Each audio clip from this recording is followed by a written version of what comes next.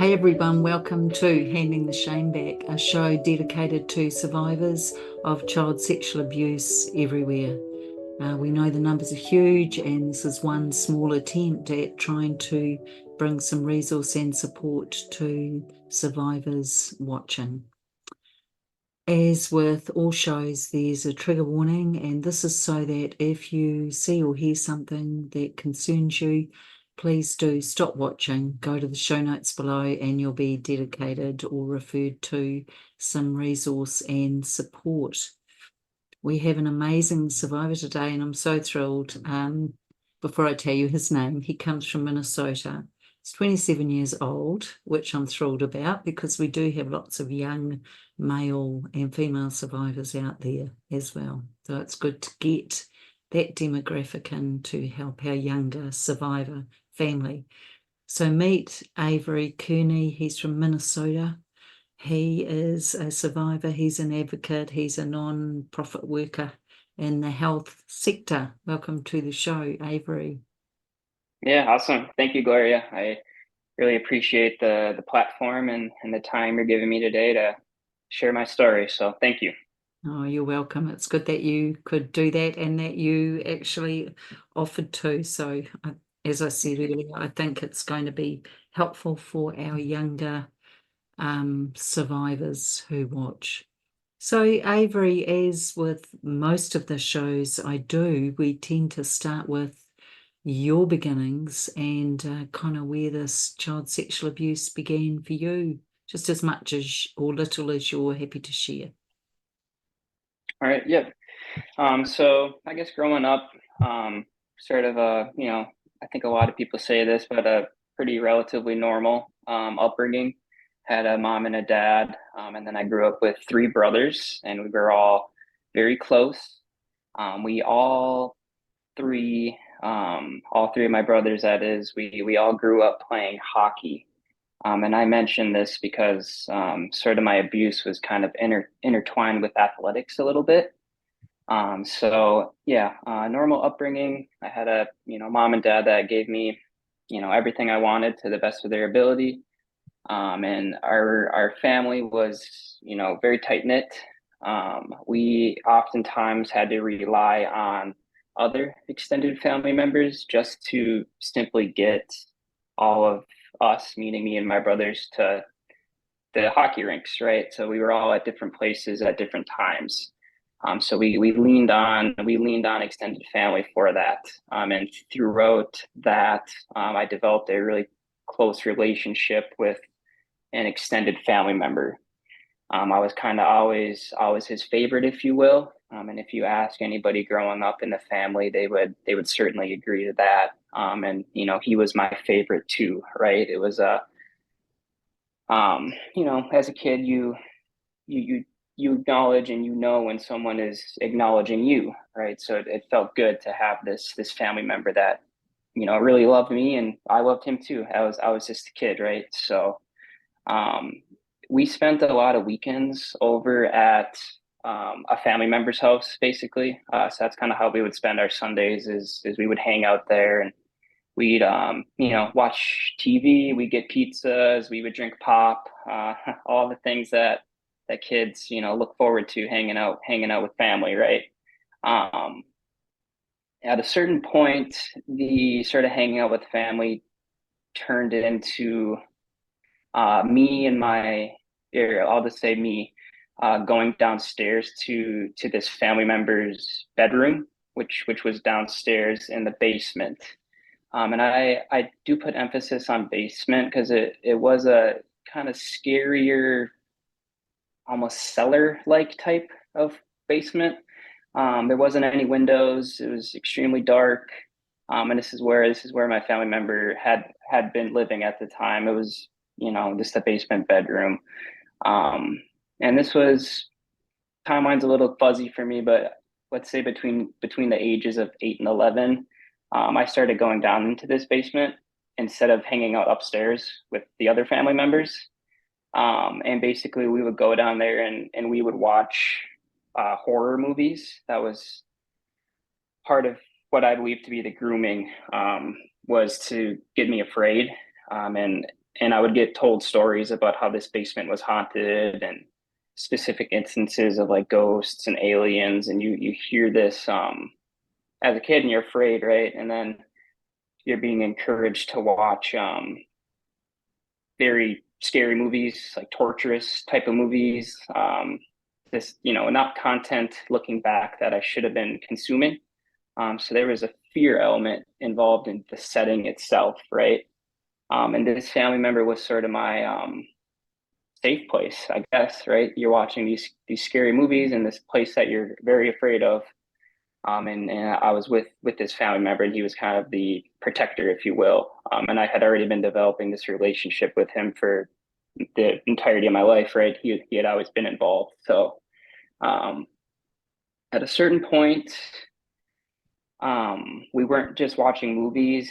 Basically, there was like touching would be involved, and this is where it gets kind of intertwined with sport. It wouldn't be uncommon for me to go hang out at this family member's house and then get brought to hockey practice or a hockey game afterwards. So it was presented to me as what we're doing is pre-practice massages and stretches. So I would go down into this basement and I would get massaged and I would get stretched. And looking back at this at first throughout my healing journey, I wasn't necessarily acknowledging this as abuse, but looking back at it now, it was certainly grooming, and a lot of it was inappropriate. And this was just the way of my abuser getting me comfortable with him touching me, right? So kind of one step at a time. And to me, it was common and it was nice. It felt good to get like a back massage, for example, right? Your body's your body. So, and then being intertwined with sports, I thought it was helping me with my performance. So I was all for it, right? I thought I was the coolest person ever. I was getting pre-practice massages, right? So, yeah, so that kind of broke this barrier of, oh, it's okay to get touched, you know? Basically, fast forward, this was happening every weekend for, I want to say a few years. I'm unclear on that. But eventually I got to the age where, sleepovers were a thing, especially with a family member. That's not totally uncommon to go spend the week or spend the weekend rather at a family member's house, watch movies, eat pizza, do all this stuff, just spend the night this time. And essentially I had woken up in the middle of the night and my abuser was in bed with me. And um, yeah, that was just a very scary thing. And I do remember that pretty clearly. It's actually one of the few things I like actually remember from my childhood.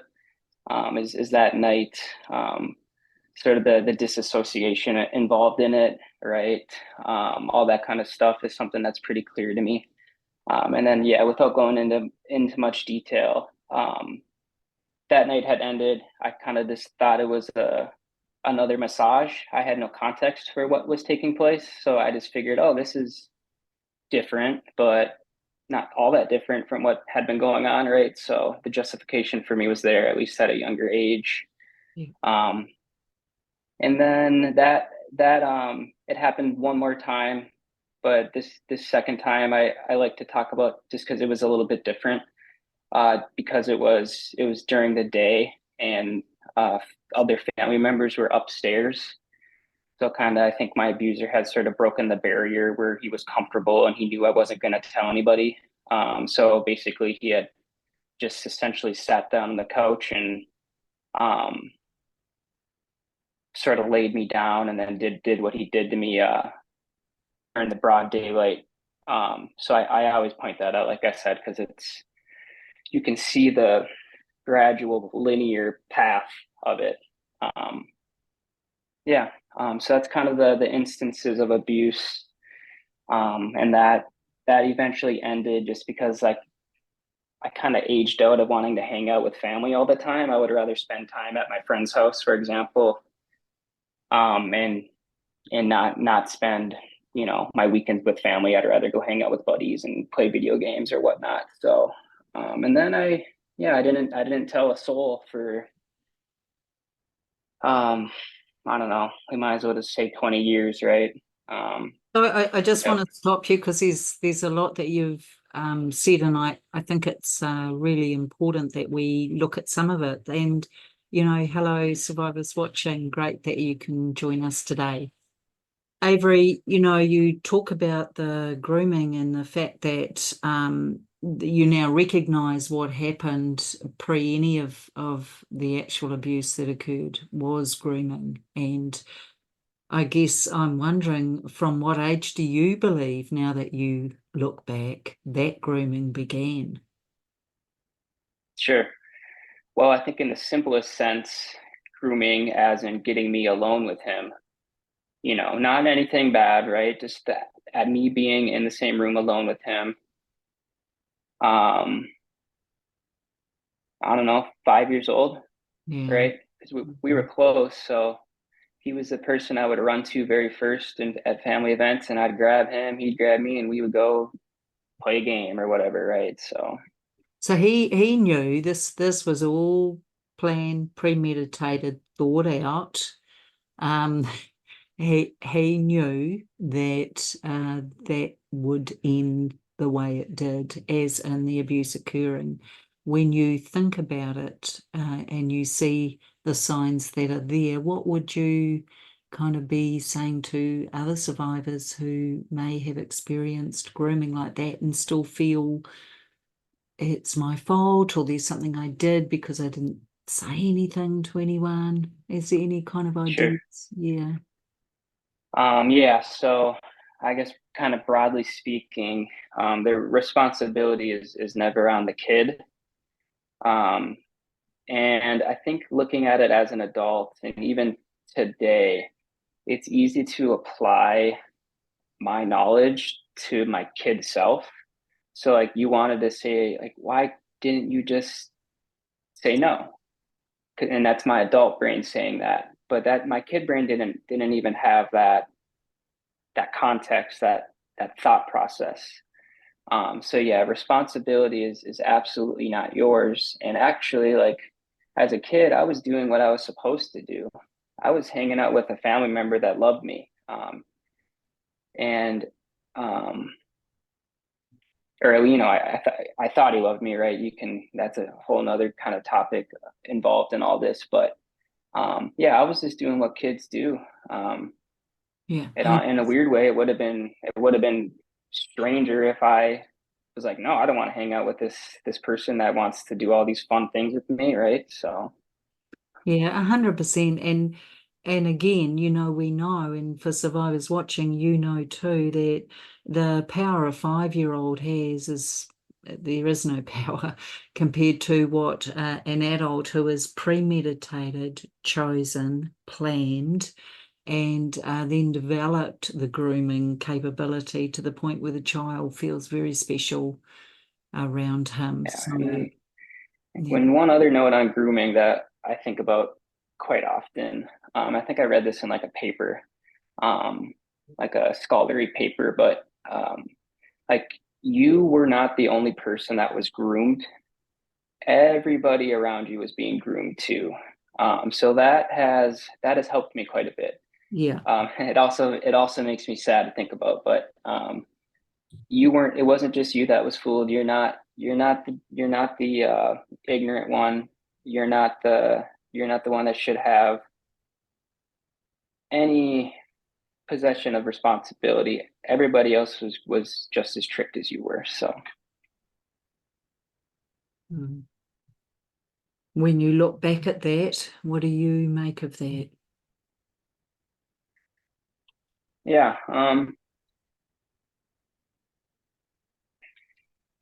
yeah. I guess I certainly don't fault anybody. No one aside from my abuser.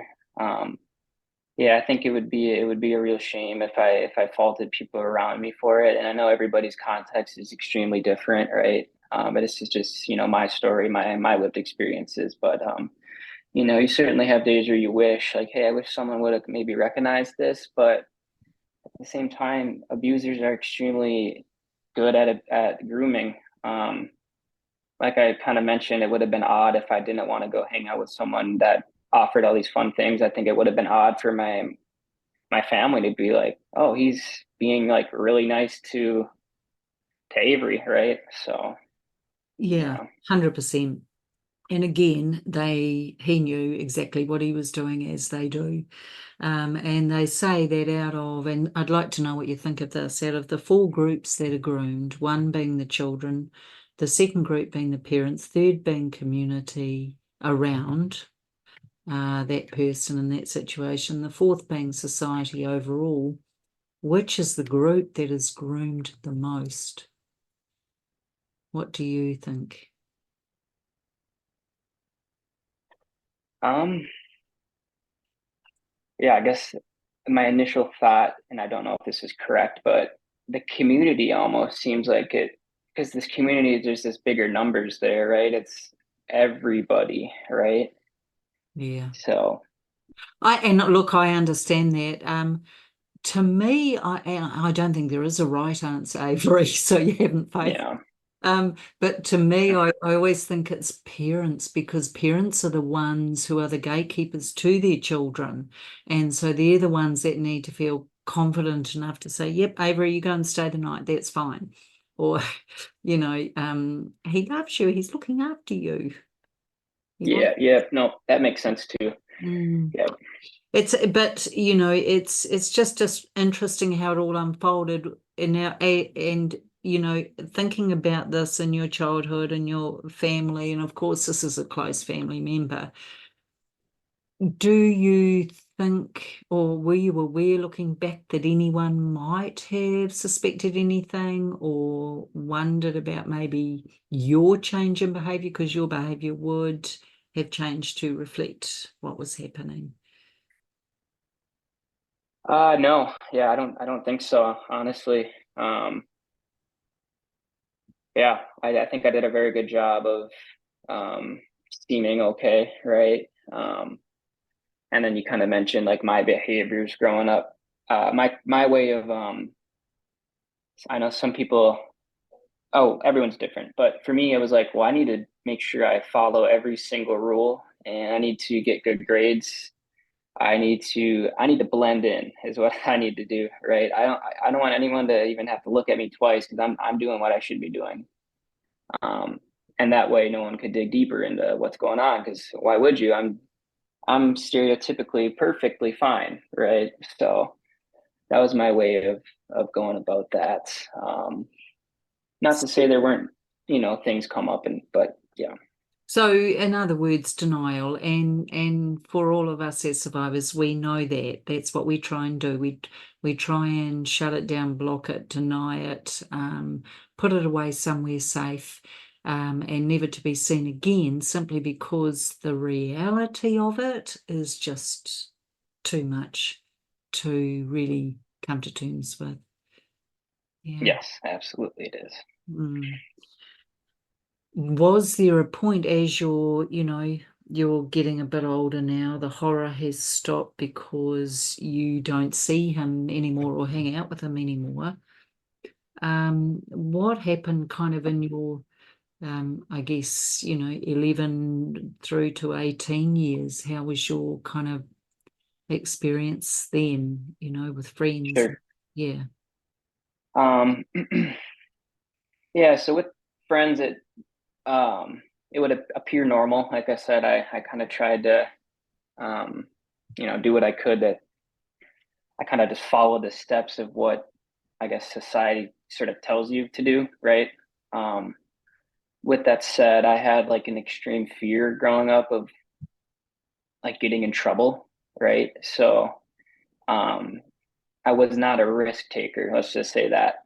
When kids would, or not kids, but when you get to a certain age, you start hanging out more and you go to parties and whatnot. That was not me. I would think of every single possible way that it could go wrong and like go against me. So I was kind of a not necessarily a loner, just because I had my good group of buddies, but I certainly wasn't overly social at all.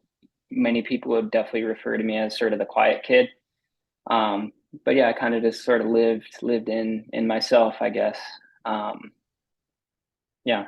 So would you say a little withdrawn, or just more zero risk taking interest? I would say zero risk taking interest and just like introverted.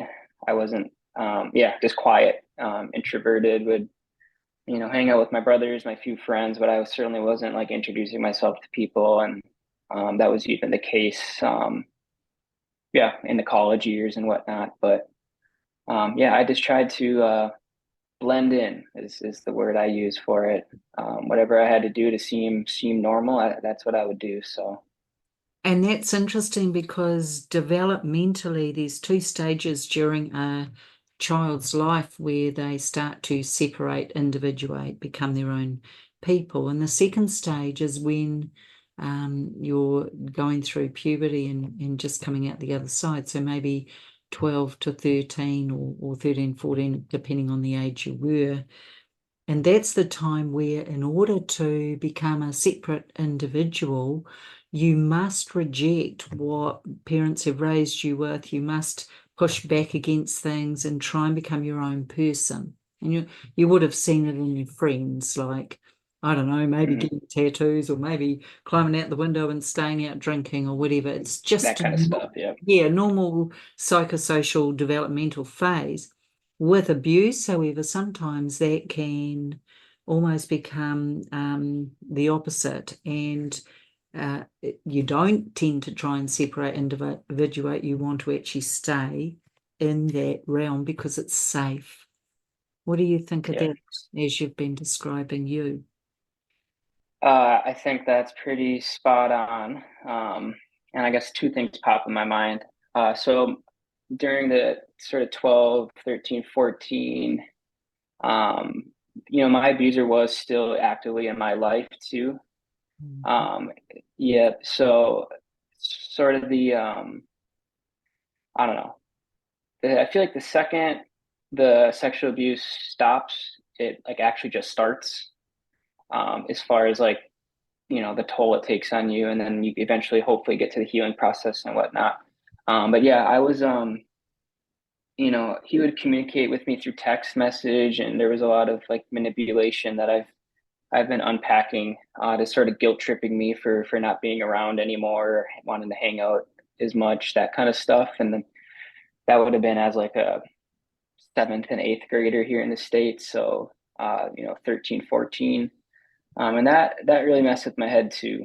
And looking back at it today, I kind of I find it to be pretty offensive that he would even try to do something like that after what he did to me. So kind of just sort of the continuation. And yeah, he was actively in my life until I spoke out about it. So mhm. Yeah, and I hear what you're saying. It's pretty bad that he would try this again, thinking it was acceptable to you or welcomed by you. When you think about the absolute um, horror of it, in terms of he's someone who doesn't really care about you as their amazing family member, younger family member. They're thinking about you as an object they can try and get some sexual gratification off. Yeah, and even if he wasn't trying to do that, right? It's still just like just leave me alone, right? Like you already did what you did to me. Um, why don't I want to hang out with you? Why do you think I don't want to hang out with you, right? So that's still pretty shocking to me to this day. Yeah, yeah. Because there is no accountability, Avery.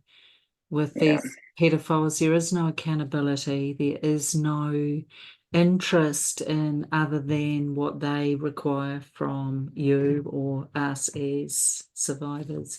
They're just wanting what they want. And because you had been complicit, albeit unwillingly complicit, you had no power yeah, at all. That's seen as, oh, that's a green light. I'll try that again. And that's shocking, isn't it, really, when you think? yeah, yeah. It's crazy. It's really crazy. And the arrogance, too, to think that you would not tell your parents, because that was quite a big leap to make. Uh, Yeah, I'm really glad you said that because that's something I say to this day. Um, yeah, especially sort of, I don't know, the way I was raised to, um, and I got older. I went to school. I got a degree. I eventually found my voice, right? And it's just so shocking that you would think you would get away with this. It's crazy to me. I truly, truly, truly cannot comprehend it. Um, yeah. so tell us a little, if you're okay to, who you spoke to. I think you said earlier it was 20 years, and Mhm. congratulations, because whether it's 2 years, 20 years, or 50 years, it's huge, that Mhm. first revelation. Yeah. So yeah, we kind of talked about the denial, right? The denial was always there. But I always had memories of it, right? So it would come up here and there. Um, 2019, I watched the movie or the documentary rather, Leaving Netherland, which I've heard talked about on this show. Um, and that was pretty much the exact scenario for me. They talked about how Michael would, give him candy, have him over, sleep over, all this stuff, massage, progression. And I'm like, wow, that's me. Um, and I didn't really know what the word grooming was at that point, so that was like a real kind of mind blowing thing. But at that point, I absolutely wasn't going to tell anyone still. Um, and it wasn't until 2021, someone really close to me, I had kind of confined in her what I had dealt with before, or what I had dealt with rather. And then even then, I still had no intention of telling anybody else after that. But I think that the second I told her, it was like yeah, I had, you know what I mean?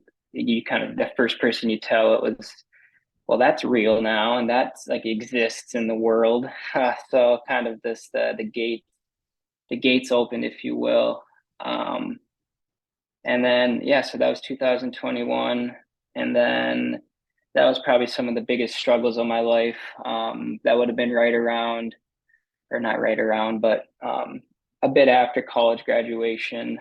You follow the steps, right? I get a job, I have my own apartment, I have a dog, all this stuff, and then I confide in her what had happened to me, and she had, definitely noticed some, just I was kind of spiraling downward depression. Just you could ask me in that period of time for me to go do my favorite thing with my favorite people, and I would say no, right? So just like that kind of stuff. Just a lot of like sort of silently suffering, and um, looking back at it, kind of, I feel bad because I had told her, and then I kind of like gave her this secret of mine to keep, right? So she was having her own struggle with it, and she was extremely supportive and really kind of encouraged me to um, eventually speak out. Um, but yeah, it was sort of a series of events. So 2021 to 2022, just not very happy with my life, but on paper I should be. Um, and she knew why, I knew why. Um, and then a few things happened. So my brother was going to be traveling back to Minnesota with his fiance, my now sister-in-law, and my abuser had reached out to my mom and had wanted to meet her, my now sister-in-law. So he wanted to come over for Christmas, basically. Um, and that really rubbed me the wrong way. And this was also like I said, this kind of dark period of time for me.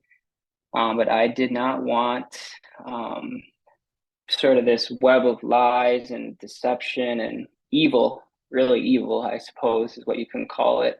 I didn't want that anywhere near the. This is where I'll get emotional talking about my brother. It's funny, I can talk about myself, but not my brother. Um, I didn't want any of that involved in the family my brother was building. So I was like really, really ready to sort of snap almost at the thought of that. and then actually a church service um, one Sunday morning it was on resentment. And basically the idea of it was like resentment leads to no good, kind of resentment in your heart is sort of evil. And I had a revelation like, this is what I've been feeling. It's resentment. This past year, actually, the past 20 years, right? This has been this big bubbling resentment inside me. Yeah, and I had a panic attack, my first panic attack there. Um, yeah, just my whole body kind of shut down, and I went home and I sat in, and we had like a sort of like a a reflection closet at the apartment. And I sat down and I wrote for like 3.5 hours straight, just everything that had happened to me from like, 8 to now. I cried and I cried and I cried and I wrote and I wrote and I wrote. Um, Total breakdown. And then I we drove over to my parents and I read them all the pages, and then I called my brothers and I read them all the pages, and then actually I got off the phone with my brother and he booked a flight to come see me. So that was an extremely powerful thing for him to come do. So Yeah. and that kind of opened more floodgates, right? So mhm. And congratulations, and you're doing great, Avery. Thank you for that. Thanks. I think, for survivors watching, for those of you that have siblings, you'll understand that, whether they were part of your abusers, um, victims as well, or whether you felt you were protecting them through you being abused, just you. The thing is, there's a loyalty and there's a familial bond that can't be broken. And I understand what you're saying, Avery. It's funny how for ourselves we can be very strong and we can be very, I'm fine, thank you, nothing to see here.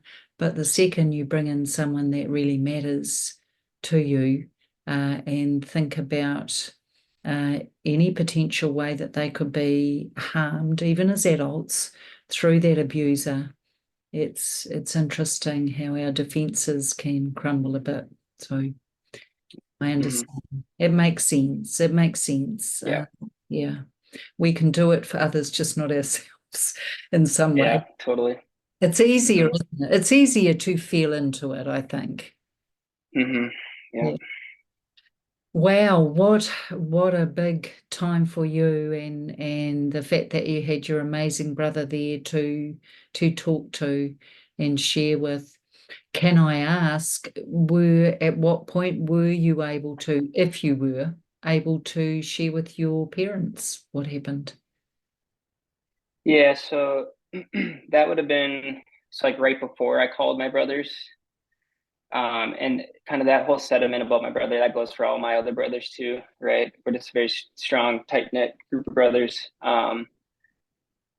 But yeah, I told my parents before I called my brothers. So I had gotten home, I wrote all that down, and then we drove over to my parents, and um, yeah, that's when I read everything, and then I think I cried for like 15 days straight.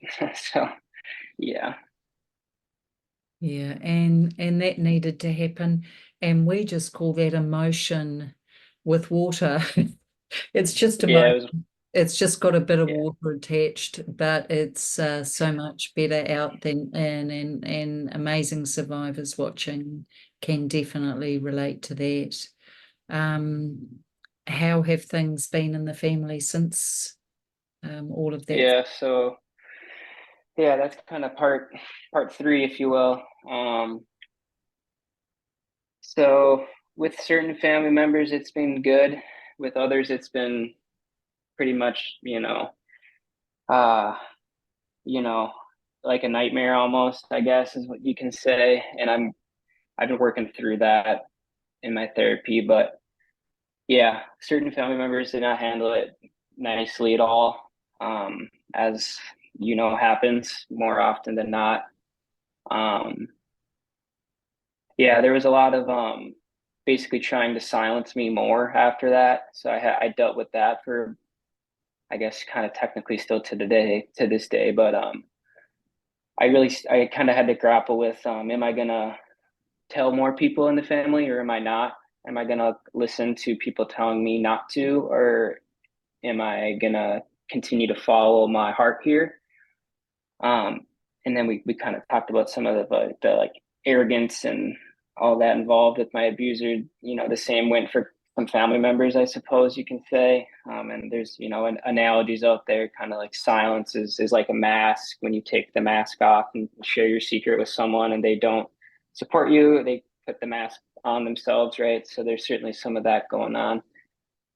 But I ended up sort of telling everyone I needed to. Um, Close to my abuser, let's just say, um, which I was discouraged not to, but I ended up doing it. It took me a few months.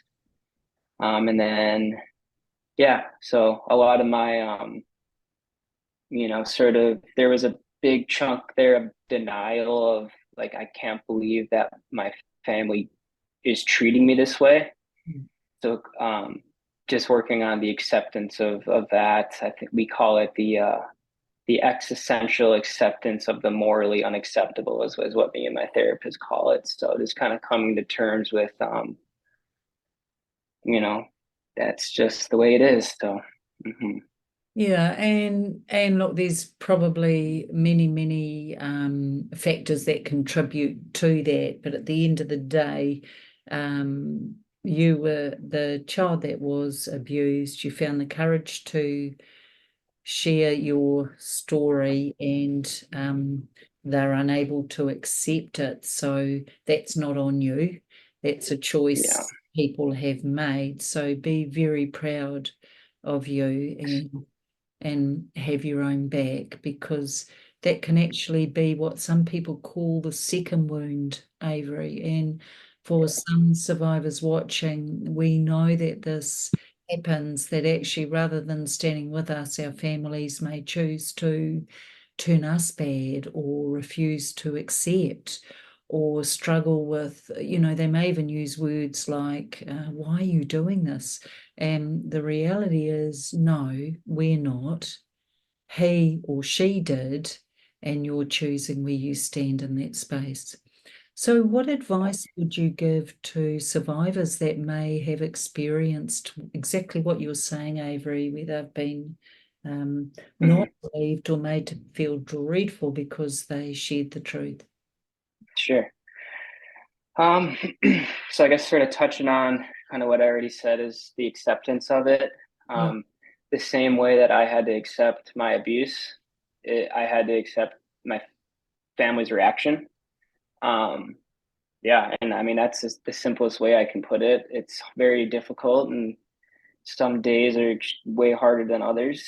And then really too, like I think a lot of people that are abused, they don't tell anyone because they don't want to break up a family unit, right? We feel like we are the holder, the keeper of this family because we hold the secret. So then when you do finally share it, like, whoa, this is happening. This is the thing I didn't like. It was the nightmare is taking place, right? So acceptance, and then we talk a lot about authority in therapy. Um, that's kind of that's the thing I've been working towards the most is not letting these things have authority over me. Easier said than done, right? It's a sort of a broad concept, if you will, but and this has taken time, right? Even just being able to say it. Yeah, because feelings are going to come up randomly, but it's important to acknowledge that feeling. And then what I do is I set that time aside to actually feel those feelings, but at appropriate times. Because for a long time I was struggling with, the disassociation, all that kind of stuff would come up at work and whatnot. So, It's yeah, it's you are. Yeah, it's just so difficult. And I guess as I'm listening to you, I'm also thinking about some of the things that have helped you. Clearly therapy, clearly journaling, clearly being able to talk to trusted others. And all of those make space actually for more healing to occur, because the more we empty out which doesn't belong to us and give it back through handing the shame back through talking, the more room we then have to rebuild and reconfirm the amazing souls that we are, holding the mirror up, Avery, so you can look in it. Just as we're coming into closeout shortly, is there anything else you would like to share with us about your story, or about things that you do believe help or could help others? Yeah, I think I guess something I've realized is like healing is going to come in waves. There's certainly like ebbs and flows to everything. So just don't get discouraged. It's okay to have bad days. You're eventually gonna have less bad days than good, or yeah, you know what I'm trying to say. You're gonna eventually have more good days than bad days. Um, it's very, very important for me, at least, to, like I said, set aside the time to feel what you're feeling. I can't stress that enough. We don't want to go back into not letting ourselves feel things, because that's where a lot of the sort of torment that I have stems from, is this denial. Yeah, journaling I find to be super valuable. Trauma therapy, obviously, and then yeah, use your resources too. I think the internet is an incredible thing to help survivors. It's actually it's so incredible to be able just to hop online and unfortunately find people that have gone through this. And I literally stumbled across this show with this, looking stuff up. Um, yeah, so lean into the internet. It's an incredible resource to Mm. help. So No, that's amazing. So, Avery, I guess just one more question from me to you. When you think about what you've managed to face into, overcome, and then manage in your life, integrate into your life, what has this led you to do? Because I know you're in the non-profit sector. I know you give back and you're doing it through a health forum. Are you able to just see us out with what that might be, please? sure.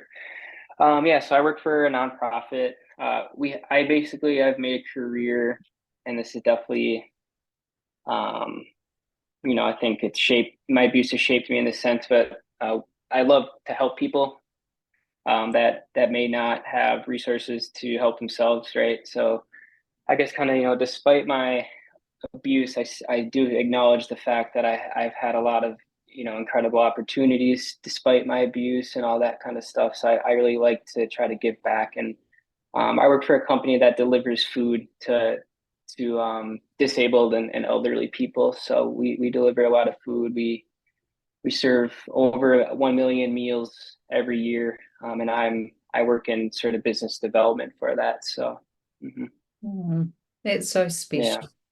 Well, thank you, be proud of you, because I certainly am when I look at what you've had to overcome and manage. thank you. You still found the generosity of spirit and the big heart that you have. So, Avery, please stay right there.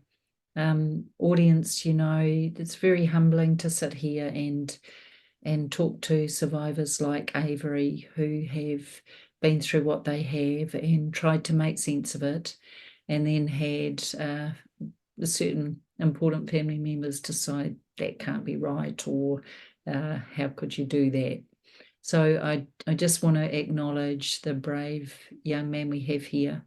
And also to you guys watching, as always, I see you, I stand beside you, and I believe you.